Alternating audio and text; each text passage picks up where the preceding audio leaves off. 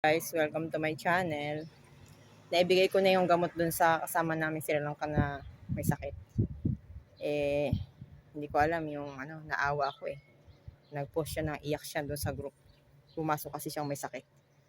Aanhin ko yung marami kong gamot kung hindi ko naman naiinom. Naka-expire na nga yung iba. Yun, di ba? Ewan ko. Yung konsensya ko iba eh. Ganun ako. And then, anyway, mula po dito sa Leonardo Asdod, sa Eye of the Sea, maglalakad ako papunta doon sa lugar ng port, papunta kay Lawrence. Titingnan ko kung gaano kalayo. Ayan, Leonardo, Eye of the Sea. Hindi pa ganun kainit. Mamaya-maya ako mag-shade. Kasi yung hangin, malamig. Napakalaking bilog to. Ito yung pinakamalaking bilog. Bilog na naman to, iniikutan ng mga sasakyan.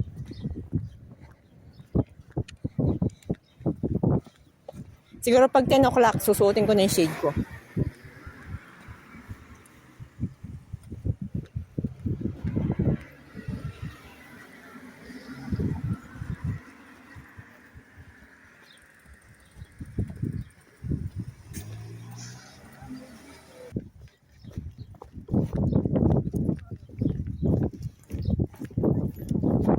Sarap dito mag-jogging talaga.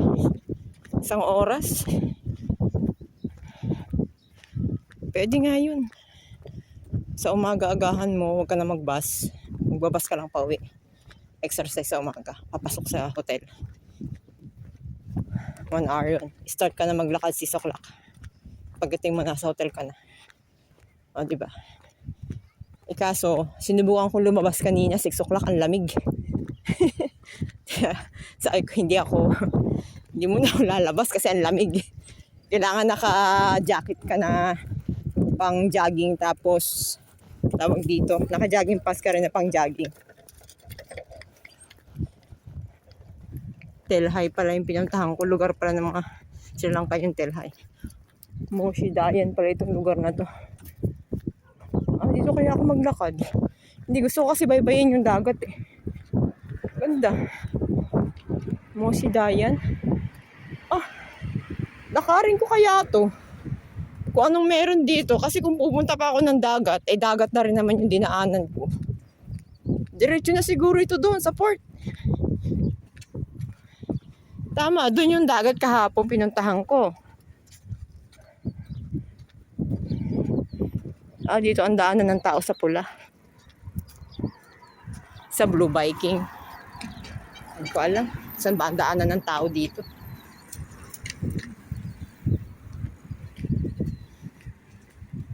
Sarap, nakakasigla ng pakaramdam.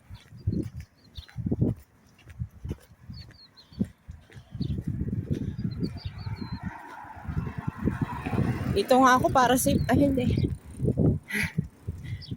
Diyan ang mga bike. Dito pala maganda mag-biking. Kaso, takot ako mag-bike kapag may kasabay na biker. Mabangga ako. Practice, hindi man ako professional biker.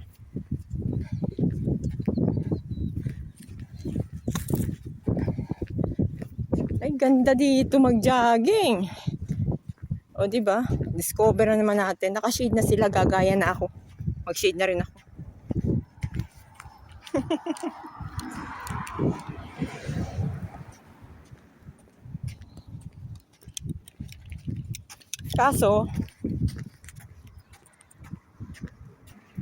Kaso masarap sa mata.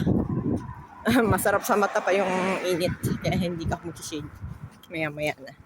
Last maybe pa lang naman eh. O, diba? Kayang lakarin ng 35 minutes mula sa bahay hanggang hotel. Tapos alam mo lang yung ihian mo. Sa halamanan lang. Wala pong CR talaga.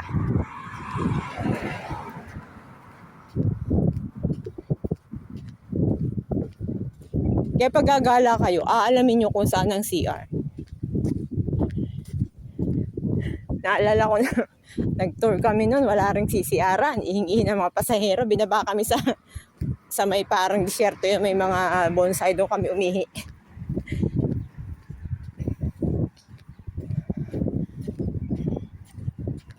Tingin ko diretso sa port. Ang galing. Challenge ng daan ay kaysa sa dagat ako maglakad. Baybay dagat mo lang yung ito, wala sa gabal sa paa mo, dire-diretso ka maglalakad.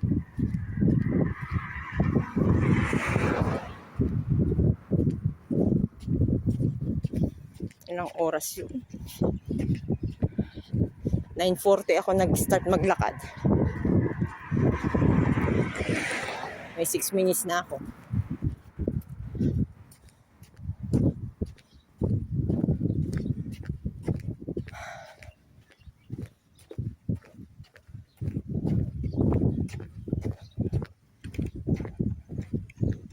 (9:46)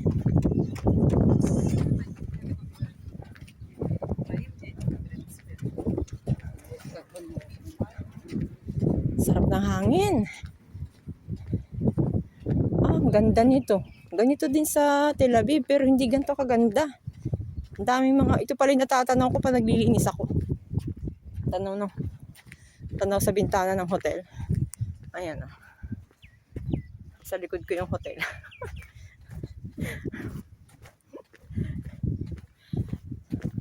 Welcome to Israel Housekeeper Diaries. Enjoy watching.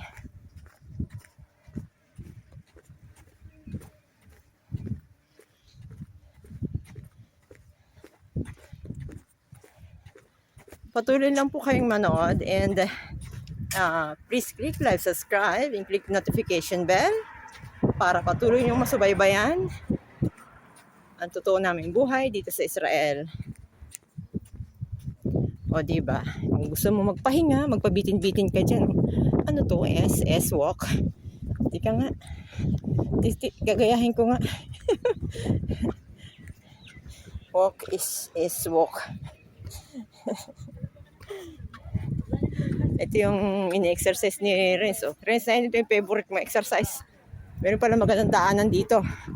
Siguro diretso ito sa inyo. La Daisy. Ano ito? What's that? Bending body? Sosyal, may upuan. Ganda, ang linis. Para akong nasa Boracay. O, diba si Daddy, oh. Bodybuilder. Ano katawan niya?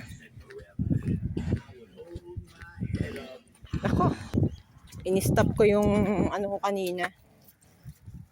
Video kasi makaka-copyright claim ako, may sound. Diba? Sigla ng babae. Ang dala lang niya, cellphone at tubig. Sige, yan gagawin ko. Yung passport ko, pipicturean ko, dala ko lang cellphone at tubig. Tapos ilalagay ko na lang sa bulsa yung extra bra at panty. Tapos may maliit na towel ko, ligo na. Ganun dapat ang lakad. Kapag ganyan ay lakad ko, mawawala na yung bewang ko. O ano na. Para sa mga malaking bilbil dyan, challenge natin to. Do the challenge. Ganda dito. Kung doon ako dumaan sa dagat, di puro dagat ako. Ancestral to. Parang antique. Ano ba to? Parang ipinakita ko sa YouTube. Ouch. Ito nga.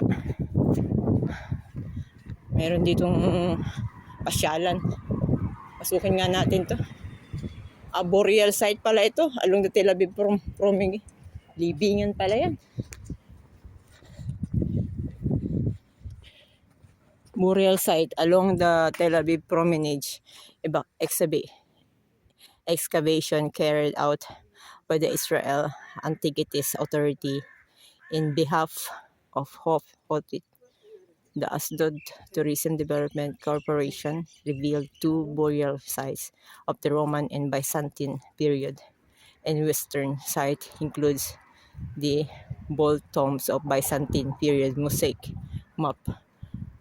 Matindi. Pasukin ko nga.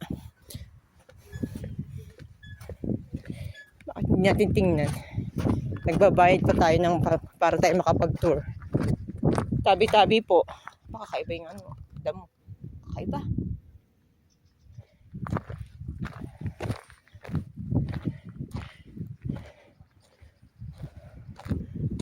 Code of conduct in the park.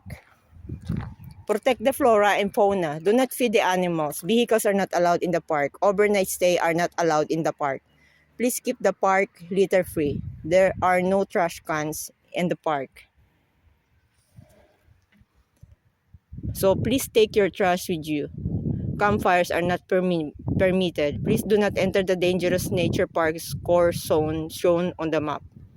Dogs must be kept in the leash at all times in the park. Please refrain from excessive noise in the park. In the event of an emergency, contact the municipal hotline 106.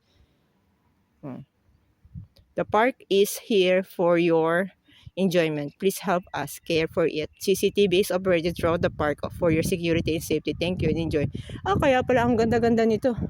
Pero wala akong balak pumunta dyan. May usa pala dyan. Mag-isa lang ako, ayoko. Baka may sawa dyan. Ano yun? Maganda sana pumunta, oh. The Crocodile Trail. Wala akong balak pumunta dyan. Mag-isa lang ako. Baka may crocodile dyan. Ayan, dito, oh. Kapag may hindi sumunod dito, sumbong mo sa 106 municipality.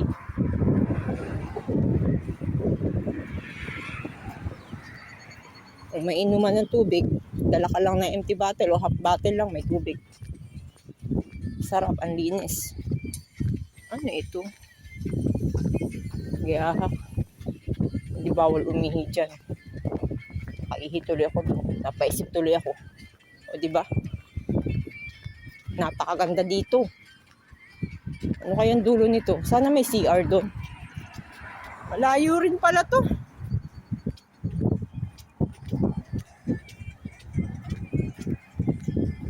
$11 minutes na ako. Basta naka-open yung location mo. Tapos, halimbawa, kung saan ka pupunta, pipindutin mo lang yun. Ano ba yun si tatay? Lumakad ka lang tatay. Mapapatama ka sa poste.